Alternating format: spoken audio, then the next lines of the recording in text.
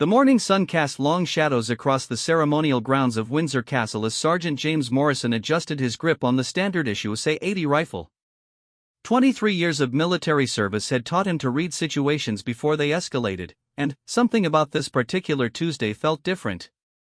The usual crowd of tourists gathered behind the rope barriers, cameras clicking and children pointing excitedly at the guards in their iconic red tunics and bearskin hats. Morrison had been stationed at various royal residences for the past 8 years, transitioning from active military duty to this prestigious posting that combined genuine security responsibilities with ceremonial tradition. Most days followed a predictable rhythm. Tourists watched, photographers snapped pictures, and the occasional overeager visitor might step too close to the boundary lines. Today, however, I caught something unusual in the crowd's behavior. Near the eastern gate, a man in his early 30s stood apart from the typical tourist clusters. While families gathered in groups and tour guides herded their charges toward optimal viewing positions, this individual maintained a solitary presence that immediately drew Morrison's attention. The stranger's clothing appeared ordinary enough: dark jeans, a gray hoodie, and worn sneakers that suggested he'd been walking for some time. Yet his posture conveyed an intensity that seemed at odds with casual sightseeing. Detective Inspector Sarah Chen had arrived at Scotland Yard that morning expecting to tackle a backlog of paperwork related to a series of minor thefts plaguing central London. Her coffee had barely cooled when the radio crackled with an alert that would redirect her entire day. Potential security incident at Windsor Castle, the dispatcher announced. All available units to assist in assessment and potential response coordination. Chen's background in behavioral analysis and her experience with high-profile security situations made her a natural choice for incidents involving royal properties. She'd spent the previous 5 years developing protocols for distinguishing between genuine threats and the various misunderstandings that inevitably occurred when armed security personnel encountered unpredictable civilian behavior. As her vehicle navigated the morning traffic toward Windsor, Chen reviewed what limited information had been radioed ahead. An individual had been observed displaying suspicious behavior near the castle's security perimeter. Initial reports suggested possible reconnaissance activity, though the specifics remained unclear. The situation hadn't escalated to an emergency response level, but protocol demanded immediate assessment by specialized personnel. Meanwhile, Dr. Michael Hartwell was conducting his weekly consultation rounds at a private psychiatric facility in London when his phone buzzed with an urgent message. As one of the country's leading experts in crisis psychology and emergency mental health interventions, Hartwell maintained an on-call status for situations that might require immediate professional assessment. The message was brief but concerning: potential psychiatric emergency involving security personnel. Your expertise may be required. Hartwell's career had spanned 2 decades of working with individuals experiencing various forms of psychological crisis. His specialty lay in de-escalation techniques and rapid assessment of mental health situations that intersected with law enforcement or security concerns. He'd been called to evaluate everything from hostage situations to cases where individuals had become fixated on public figures or government facilities. The drive to Windsor provided time for Hartwell to consider the various scenarios he might encounter. Experience had taught him that incidents involving royal properties often carried unique psychological dynamics. The symbolic power of monarchy, combined with the visible presence of armed guards and elaborate security measures, could trigger complex reactions in individuals dealing with mental health challenges, personal crises, or simply overwhelming stress. Back at Windsor Castle, Sergeant Morrison continued his observation of the suspicious individual. The man had moved closer to the barrier, though he remained within the designated public area. His behavior struck Morrison as increasingly unusual, not threatening in any obvious way, but displaying a level of focus and intensity that suggested this wasn't casual tourism. The stranger seemed to be studying not just the ceremonial aspects of the guard duty, but the practical elements of security protocols. Morrison had learned to trust his instincts during his years of military service. Combat situations in Afghanistan had honed his ability to detect subtle changes in atmosphere that often preceded dangerous developments. While Windsor Castle was far removed from a war zone, the fundamental skills of threat assessment remained relevant. The protection of royal family members and the maintenance of public safety demanded constant vigilance. The stranger's movement patterns bothered Morrison. Instead of the random, wandering behavior typical of tourists, this individual seemed to be conducting a systematic observation. He would position himself at different points along the barrier, spend several minutes in intense observation, then move to the next vantage point. His attention appeared focused on the guard's equipment, positioning, and response procedures rather than the pageantry that typically captivated visitors. As the morning progressed, other guards began to notice the unusual visitor. Corporal Davies, stationed at the adjacent post, caught Morrison's eye and nodded toward the individual. Their silent communication, developed through months of working together, confirmed that multiple security personnel had identified the same concern.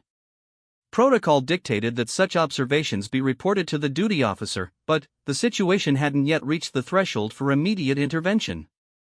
The stranger's behavior took a more concerning turn when he began what appeared to be note-taking. While photography was common among tourists, the deliberate nature of his documentation suggested something beyond casual interest. He would observe a particular aspect of the security arrangement, make notes in a small notebook, then move to observe from a different angle. His documentation seemed methodical and purposeful. Morrison's radio crackled softly with routine communications between various security posts around the castle grounds. The normal flow of updates and position reports provided a steady background rhythm to his duty, but his attention remained primarily focused on the suspicious individual.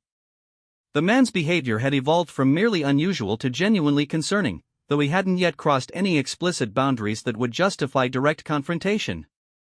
The psychological profile that would later emerge painted a complex picture of the individual who had captured the guard's attention. Thomas Manning, 34 years old, had been struggling with a combination of personal and professional challenges that had gradually overwhelmed his ability to cope effectively. Recent unemployment, following a layoff from his position as a software engineer, had triggered a spiral of anxiety and depression that his limited support network had failed to address adequately. Manning's fascination with military history and royal traditions had begun as a childhood interest but had intensified during his period of unemployment. What started as casual research into British military ceremonial practices had evolved into an obsessive study of security protocols and royal protection procedures. His internet search history, which would later be analyzed by investigators, revealed hundreds of hours spent researching guard duties, weapon specifications, and historical incidents involving royal security. The notebook Manning carried contained detailed observations of guard rotations, equipment positioning, and what he perceived as potential vulnerabilities in the public-facing security arrangements. His motivations remained unclear even to himself, a mixture of intellectual curiosity, underlying frustration with his personal circumstances, and perhaps a subconscious desire to feel important or relevant in a world that seemed to have rendered him invisible. Dr. Hartwell arrived at Windsor Castle as the morning shift change was beginning. The timing of his arrival, coordinated with Detective Inspector Chen's assessment team, reflected the careful escalation protocols that governed potential security incidents at royal properties. Rather than rushing toward confrontation, the response strategy emphasized thorough evaluation and measured intervention. Chen's preliminary briefing painted a picture of a situation that balanced genuine security concerns with the need to avoid overreaction. The individual in question hadn't violated any laws or crossed physical boundaries, but his behavior pattern suggested someone whose mental state might be deteriorating. The challenge lay in determining whether he represented a genuine threat, required mental health intervention, or was simply an eccentric individual whose behavior appeared more concerning than it actually was. Hartwell's initial observation of Manning from a distance confirmed many of Chen's assessment points. The man's body language conveyed tension and hypervigilance that suggested heightened stress levels. His movements, while not threatening, displayed the repetitive patterns often associated with obsessive thinking or compulsive behavior. Most concerning was his apparent fixation on the guard's weapons and positioning, a focus that could indicate planning for some form of intervention.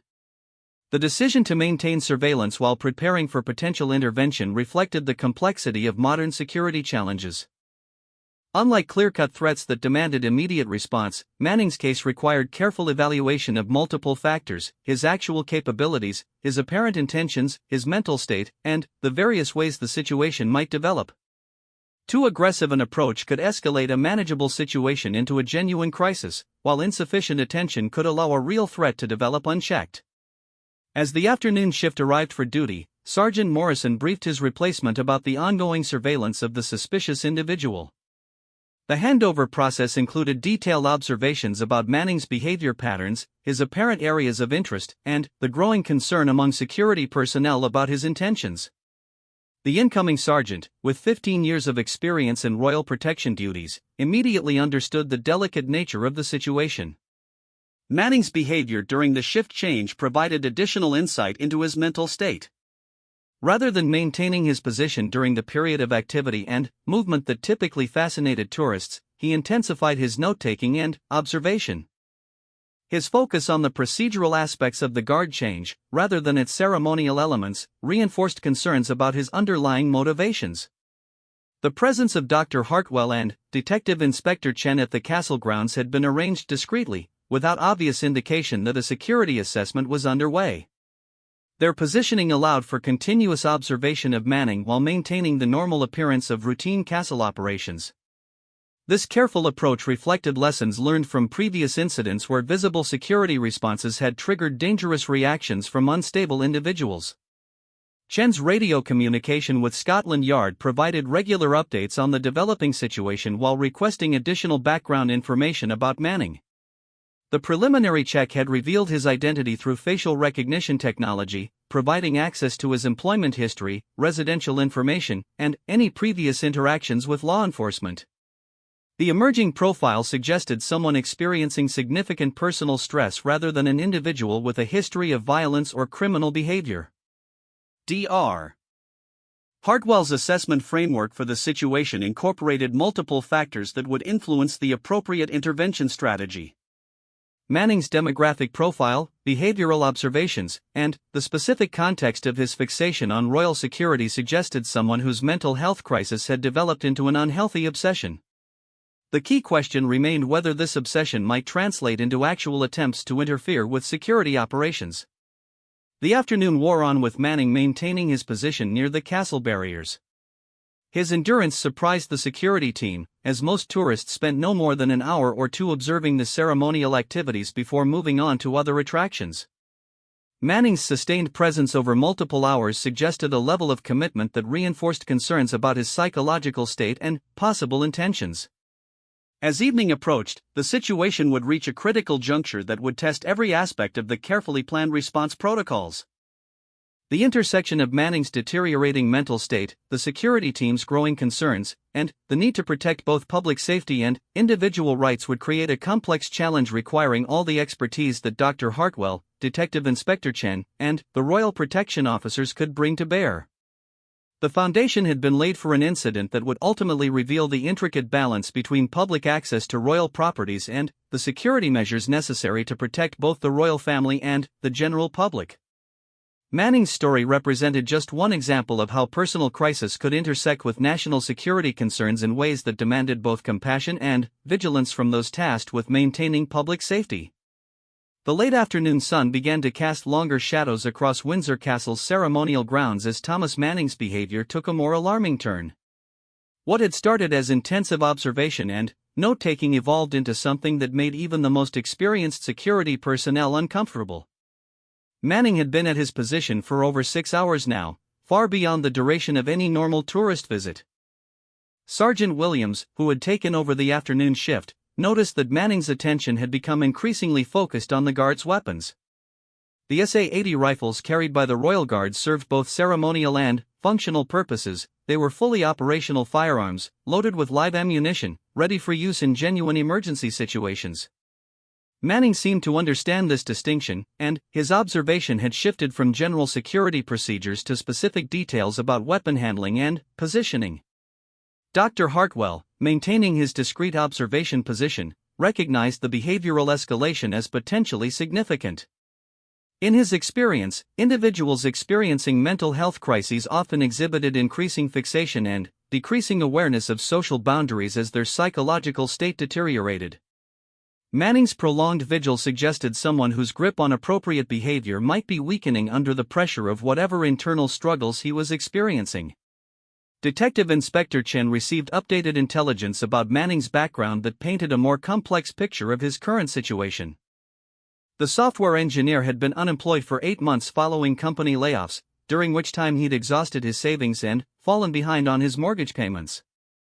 His social media activity, analyzed by the Cyber Investigation Unit, revealed increasing isolation and growing fascination with military and royal topics that bordered on obsession.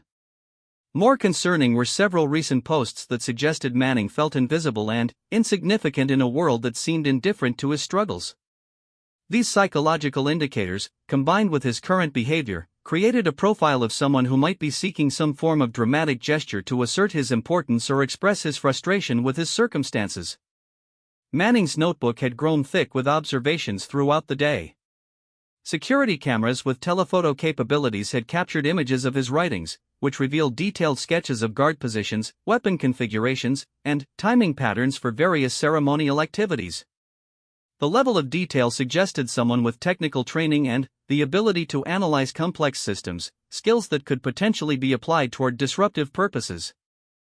The challenge facing the response team centered on the legal and ethical complexities of intervening in Manning's activities. He had violated no laws, crossed no physical boundaries, and made no explicit threats. His behavior, while unusual and concerning, fell within the broad range of activities protected under laws governing public access and freedom of movement. Any intervention would need to be carefully justified and executed to avoid violating his civil rights while addressing legitimate security concerns. Dr. Hartwell's consultation with the incident commander focused on developing an intervention strategy that prioritized de-escalation and mental health assessment over law enforcement action. His experience suggested that individuals in Manning's apparent psychological state often responded better to approaches that acknowledged their distress and offered assistance rather than confrontation that might trigger defensive or aggressive reactions. The decision was made to initiate contact with Manning through a community police officer who specialized in mental health crisis intervention. PC Maria Rodriguez had extensive training in recognizing and responding to individuals experiencing psychological emergencies, and her approach would focus on welfare assessment rather than security enforcement. This strategy aimed to establish communication with Manning while gathering information about his mental state and intentions. As PC Rodriguez approached Manning's position, the security team maintained heightened alertness while avoiding any obvious defensive posturing that might escalate the situation. The goal was to make the interaction appear as routine as possible while being prepared for various potential responses from Manning. Dr. Hartwell positioned himself within response range but out of immediate sight, ready to provide professional intervention if Manning's reaction suggested psychological crisis. Manning's response to PC Rodriguez's initial contact revealed the depth of his distress and the complexity of his motivations. Rather than the defensive or evasive behavior that might be expected from someone engaged in surveillance activity, Manning displayed a mixture of relief and anxiety that suggested he had been hoping for human contact while simultaneously fearing the consequences of his behavior. "I'm not doing anything wrong," Manning's first words carried a tone that combined defiance with desperation. His voice trembled slightly, and his hands shook as he clutched his notebook against his chest. PC Rodriguez's training helped her recognize these as signs of someone under extreme stress rather than indicators of aggressive intent. Her response focused on acknowledging his statement while opening a pathway for further communication. The conversation that followed revealed Manning's psychological state in detail. Months of unemployment had eroded his self-confidence and sense of purpose, leaving him feeling worthless and invisible. His interest in royal security had begun as a distraction from his personal problems but had gradually become an obsession that provided structure and meaning to his increasingly empty days. The detailed observations and note-taking gave him a sense of accomplishment and expertise in a life that otherwise felt characterized by failure and rejection. Dr. Hartwell, listening through Rodriguez's discreet communication device, recognized classic symptoms of depression complicated by obsessive behavior. Manning's fixation on royal security represented a psychological coping mechanism, an area where he could feel knowledgeable and competent in contrast to his struggles with unemployment and financial stress. However, the intensity of his focus and his inability to recognize the inappropriateness of his behavior suggested that his mental health had deteriorated significantly. Manning's explanation of his activities revealed both the extent of his research and the concerning direction of his thoughts. He described having studied royal security procedures for months, analyzing historical incidents, and developing what he believed were insights into potential vulnerabilities in current protocols. His expertise in software systems had allowed him to approach security analysis with technical sophistication that made his observations genuinely detailed and potentially useful. The notebook he reluctantly showed to P.C. Rodriguez contained more than simple observations. Manning had developed elaborate theories about optimal security arrangements, alternative positioning strategies, and what he perceived as inefficiencies in current procedures. His analysis demonstrated genuine intelligence and technical capability, but applied in ways that raised serious questions about his understanding of appropriate boundaries and his current mental state. Most concerning were several entries that suggested Manning had begun considering ways to test his theories about security vulnerabilities. While he hadn't explicitly planned any disruptive actions, his writings indicated growing frustration with being ignored and increasing thoughts about demonstrations that might prove his expertise. These psychological warning signs aligned with Dr. Hartwell's assessment that Manning represented a genuine risk for escalatory behavior. The intervention strategy evolved as the conversation continued. Rather than immediately removing Manning from the area, P.C. Rodriguez focused on building rapport and encouraging him to accept voluntary mental health assessment. This approach recognized that forcing the situation could trigger the very escalation everyone hoped to avoid, while voluntary cooperation might provide opportunities for comprehensive evaluation and appropriate support. Manning's response to offers of assistance revealed the ambivalence common in individuals experiencing mental health crises. Part of him recognized that his behavior had become problematic and that he needed help addressing his underlying struggles. Simultaneously, his obsession with royal security had become so central to his identity that abandoning it felt like admitting complete failure and worthlessness. Detective Inspector Chen coordinated background investigations that provided additional context for Manning's current crisis. His employment termination had occurred during a company downsizing that eliminated his entire department, meaning his job loss wasn't related to performance issues but rather to broader economic factors beyond his control. However, his subsequent inability to find new employment had gradually undermined his confidence and sense of professional competence. Financial records revealed the mounting pressure Manning had been experiencing. His unemployment benefits had expired 3 months earlier, and he was facing foreclosure proceedings on his home.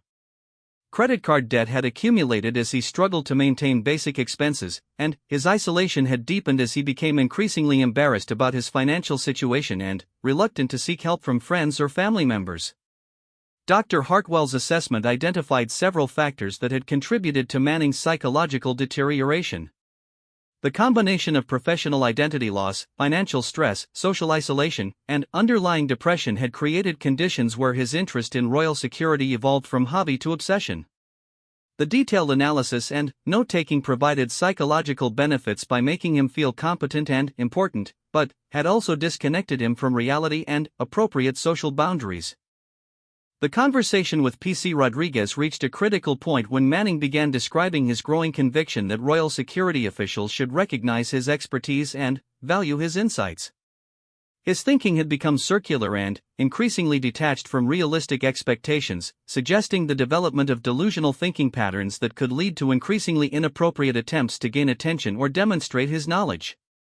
Manning's description of his future plans revealed the urgency of the intervention. While he hadn't formulated specific disruptive actions, he had been considering various ways to bring his security analysis to official attention. These ranged from attempting to submit written reports to security officials to vaguely conceived demonstrations of vulnerabilities that he believed would prove his expertise and value as a consultant. The psychological dynamics underlying Manning's crisis highlighted the complex relationship between mental health challenges and security concerns in contemporary society.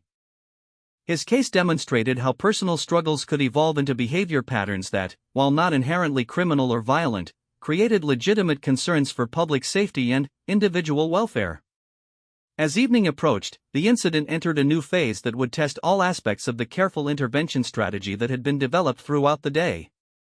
Manning's willingness to engage in conversation provided opportunities for de-escalation and voluntary cooperation, but his deteriorating mental state and increasingly unrealistic thinking patterns suggested that more decisive action might become necessary to protect both his welfare and public safety. The foundation had been established for resolution of the immediate crisis, but the broader questions raised by Manning's case would continue to influence how security professionals, mental health experts, and law enforcement agencies approached similar situations in the future. His story illustrated the need for comprehensive approaches that addressed both immediate security concerns and the underlying personal struggles that could drive individuals toward inappropriate or dangerous behavior. The careful balance between protecting individual rights and maintaining public safety would be tested as the situation moved toward its ultimate resolution, with all parties hoping to achieve an outcome that addressed Manning's needs while preserving the security and dignity of everyone involved in this complex and challenging incident. The situation at Windsor Castle reached its most dangerous point just as the evening shift change began. Thomas Manning had been engaged in conversation with P.C. Rodriguez for over an hour, and, while the dialogue had provided valuable insights into his mental state, his behavior was becoming increasingly erratic. Dr. Hartwell, monitoring the interaction through discrete communication channels, recognized warning signs that suggested Manning's psychological stability was deteriorating rather than improving through the intervention. The trigger for escalation came when Manning noticed the arrival of additional security personnel who were positioning themselves around the ceremonial grounds.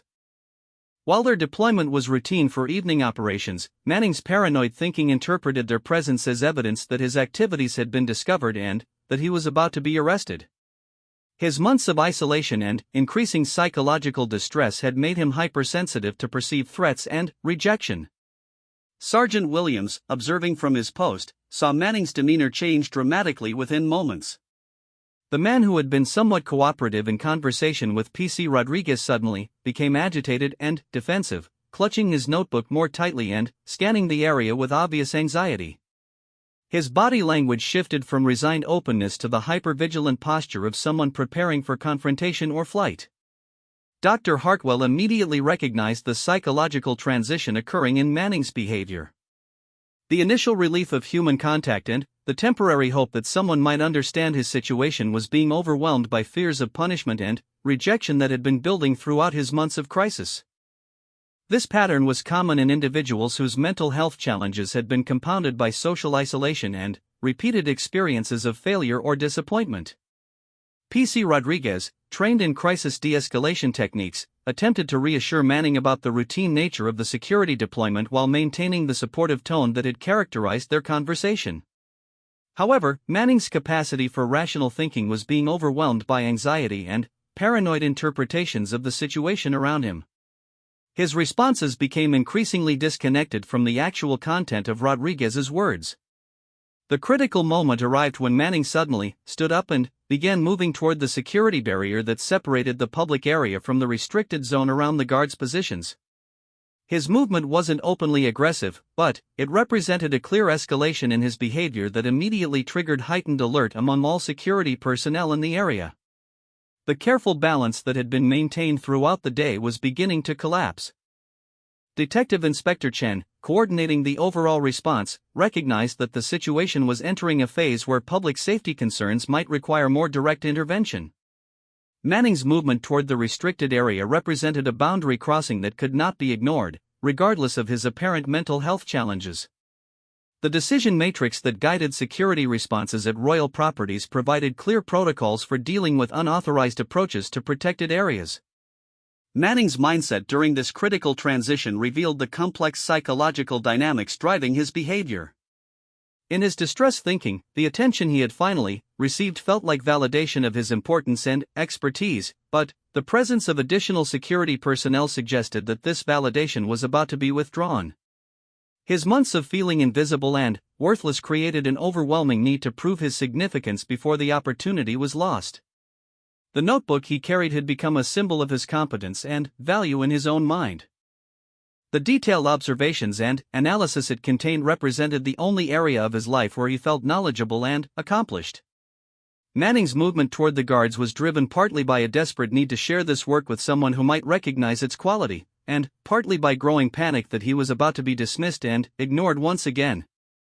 Sergeant Williams faced a split-second decision about how to respond to Manning's approach. Military training and security protocols provided clear guidance about protecting the integrity of restricted areas, but his observation of the morning's events had given him insight into Manning's psychological state.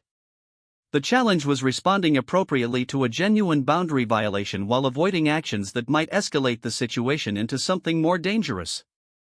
The response that followed demonstrated both the professionalism of Royal Security personnel and the complexity of managing situations that combine security concerns with mental health crisis. Williams maintained his position while issuing clear verbal commands for Manning to stop and return to the public area. His tone was firm and authoritative but avoided the aggressive elements that might trigger panic or defensive reactions from someone in Manning's mental state. Manning's reaction to the direct command revealed the depth of his psychological distress. Instead of compliance or clear defiance, he froze in place, apparently unable to process the conflicting impulses driving his behavior. Part of him recognized that he was violating boundaries and creating problems, while another part felt compelled to continue forward in pursuit of some form of recognition or resolution to his crisis. Dr. Hartwell, observing this psychological paralysis, recognized it as a moment of extreme danger for everyone involved. Individuals in this state of mental crisis could react unpredictably to additional pressure or stimulation. The next few minutes would be critical in determining whether the situation could be resolved through continued de-escalation or whether more direct intervention would become necessary to protect public safety. P.C. Rodriguez attempted to regain Manning's attention by calling his name and encouraging him to return to their conversation. Her approach recognized that Manning was experiencing a psychological crisis rather than making deliberate choices about his behavior. The goal was to provide him with a face-saving pathway back from the boundary violation while re-establishing the communicative connection that had been developing throughout their interaction.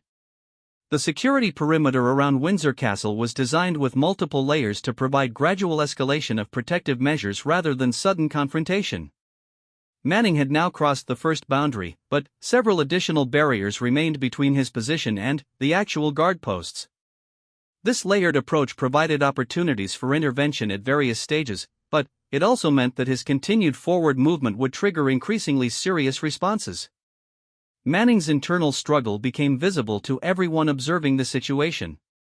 He remained frozen between the public area he had left and the restricted zone he was approaching, apparently unable to move in either direction. His breathing became rapid and shallow, signs of acute anxiety that suggested he was experiencing a panic response rather than making calculated decisions about his actions. The psychological pressure Manning was experiencing combined several overwhelming factors. His months of isolation and failure had created a desperate need for human connection and recognition. The detailed work in his notebook represented his only sense of accomplishment and expertise.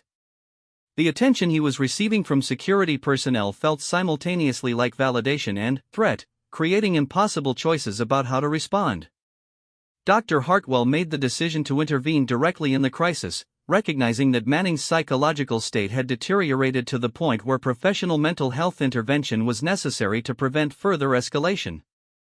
His approach would focus on addressing Manning's underlying emotional needs while providing clear guidance about appropriate behavior that could help him navigate the immediate situation successfully. The intervention strategy required careful coordination between Dr. Hartwell, P.C. Rodriguez, and the security personnel to ensure that Manning received consistent messages while maintaining appropriate boundaries. The goal was to acknowledge his distress and provide pathways for assistance while clearly establishing that his current behavior was unacceptable and needed to change immediately. Manning's response to Dr. Hartwell's introduction as a mental health professional revealed both relief and additional anxiety. The acknowledgement that his situation was being treated as a health crisis rather than simply a security violation provided some comfort, but it also confirmed his fears that his behavior had been recognized as abnormal and problematic. The conversation that followed focused on helping Manning understand his current situation and the choices available to him. Dr. Hartwell's approach emphasized that accepting help was a sign of strength rather than failure, and that his current crisis didn't define his worth as a person or his potential for recovery and success in the future. Manning's gradual recognition of his situation came in waves as Dr. Hartwell helped him process the events of the day and his underlying emotional state. The reality of his behavior, spending 8 hours observing royal guards and making detailed notes about security procedures, began to seem as strange and concerning to him as it had to the security personnel who had been monitoring his activities. The notebook that had been so important to Manning throughout the day suddenly felt embarrassing and inappropriate as he gained perspective on his actions. The detailed observations and analysis that had seemed like valuable expertise in his distress thinking now appeared to be evidence of inappropriate fixation and boundary violations that had put both himself and others in difficult positions. Dr. Hartwell's assessment confirmed that Manning was experiencing a significant mental health crisis that required immediate professional intervention and ongoing support. His symptoms combined depression, anxiety, and obsessive thinking patterns that had developed over months of unemployment, financial stress, and social isolation. The fixation on royal security had become a maladaptive coping mechanism that provided temporary psychological benefits while creating serious practical problems. The immediate crisis reached resolution when Manning accepted Dr. Hartwell's recommendation for voluntary psychiatric evaluation and agreed to accompany P.C. Rodriguez to a mental health facility for comprehensive assessment and treatment planning. This outcome represented the best possible resolution of a situation that had carried significant risks for escalation into more serious security incidents or personal harm. The careful intervention that had been maintained throughout the day demonstrated the value of coordinated responses that integrated security concerns with mental health expertise. Manning's case illustrated how personal crises could evolve into situations that required professional intervention to protect both individual welfare and public safety, while preserving the dignity and rights of everyone involved. As evening settled over Windsor Castle, the immediate crisis had been resolved, but the broader implications of Manning's case would continue to influence security protocols, mental health services, and the intersection between personal struggles and public safety in contemporary society. The journey to the mental health facility provided Thomas Manning with his first opportunity in months to discuss his situation with someone who listened without judgment. P.C. Rodriguez's vehicle was equipped with recording equipment that captured their conversation, creating a detailed record of Manning's mental state and the factors that had contributed to his crisis. This documentation would prove invaluable for both his treatment planning and the broader security assessment of the incident. Dr. Hartwell accompanied them to ensure continuity of care and to provide immediate professional support if Manning's psychological state deteriorated during transport. The psychiatrist's presence also served to reinforce the medical nature of Manning's situation, helping him understand that he was receiving healthcare rather than being processed through the criminal justice system. Manning's account of the months leading up to the incident revealed a complex web of personal struggles that had gradually overwhelmed his ability to cope effectively. The loss of his job had been devastating not just financially but psychologically, undermining his identity as a skilled professional and leaving him feeling worthless and invisible. His expertise in software engineering, which had provided both career success and personal confidence for over a decade, suddenly seemed irrelevant in a job market that had no place for his particular skills. The detailed timeline that emerged from Manning's narrative showed how his initial interest in royal history had evolved into something approaching obsession. During his first months of unemployment, reading about British military traditions and royal ceremonial practices had been a harmless distraction from the stress of job searching and mounting financial pressures. Gradually, however, this interest had become more focused and intensive as his other activities and social connections diminished. Manning's research methodology revealed the technical skills that had made him successful in his engineering career. He approached the study of royal security with the same systematic analysis that he had applied to software problems, breaking complex systems down into component parts and identifying potential improvements or vulnerabilities. This analytical approach had initially made him feel competent and valuable, emotions that were increasingly rare in other areas of his life. The progression from academic interest to active surveillance had occurred gradually over several weeks. Manning's initial visits to Windsor Castle had been brief and apparently normal, similar to thousands of other tourists who visited the site each year. However, his technical background and growing obsession with security procedures led him to notice details that escaped casual observers, and his note-taking evolved from simple interest to detailed analysis. Detective Inspector Chen's investigation into Manning's background revealed additional factors that had contributed to his psychological deterioration. social media analysis showed a pattern of increasing isolation as he became embarrassed about his unemployment status and withdrew from friends and social activities. His posts had evolved from normal updates about job searching to lengthy analyses of military history and royal traditions that suggested growing disconnection from everyday social interactions. Financial records painted a picture of mounting desperation that helped explain Manning's psychological state during the incident. His unemployment benefits had been inadequate to cover his mortgage payments and basic expenses, forcing him to rely increasingly on credit cards and loans from family members. The shame associated with his financial dependence had further contributed to his social isolation and declining mental health. Manning's family background provided additional context for understanding his crisis. Interviews with his sister revealed that he had always been prone to intense focus on subjects that interested him, but his unemployment had removed the structure and social interaction that had previously balanced these tendencies. Without the demands of work and regular social contact, his interest in royal security had grown to fill the empty spaces in his daily life. The notebook that had been central to Manning's activities contained far more detailed analysis than security personnel had initially realized. Forensic examination revealed sophisticated observations about timing patterns, equipment specifications, and procedural variations that demonstrated genuine expertise in security analysis. While his methods had been inappropriate and his behavior concerning, the quality of his work suggested someone with genuine analytical capabilities that might be channeled more productively under different circumstances. Dr. Hartwell's comprehensive psychiatric evaluation revealed a complex presentation that combined several distinct mental health challenges. Manning was experiencing major depressive disorder, exacerbated by the stress and shame of long-term unemployment. Anxiety disorders were evident in his hypervigilant behavior and obsessive thinking patterns. Most concerning was the development of what appeared to be delusional thinking about the importance and value of his security analysis. The treatment plan that emerged from this assessment required addressing both Manning's immediate psychological crisis and the underlying factors that had contributed to his deterioration.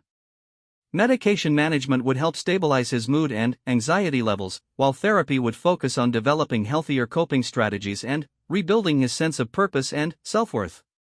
Practical assistance with employment and financial planning would address some of the stressors that had triggered his crisis. Manning's response to hospitalization and initial treatment was generally positive, suggesting that his condition was responsive to appropriate intervention. The structure and social contact provided by the hospital environment helped reduce his anxiety and obsessive thinking, while psychiatric medication began to improve his mood and sleep patterns. Most importantly, the validation he received from mental health professionals helped restore some sense of dignity and hope for the future. The security assessment that followed Manning's hospitalization revealed several important lessons about identifying and responding to individuals who might pose risks to royal properties and public safety. His case demonstrated how personal crises could evolve into security concerns through psychological processes that were not necessarily predictable or preventable through traditional security measures. Manning's technical expertise had enabled him to conduct security analysis that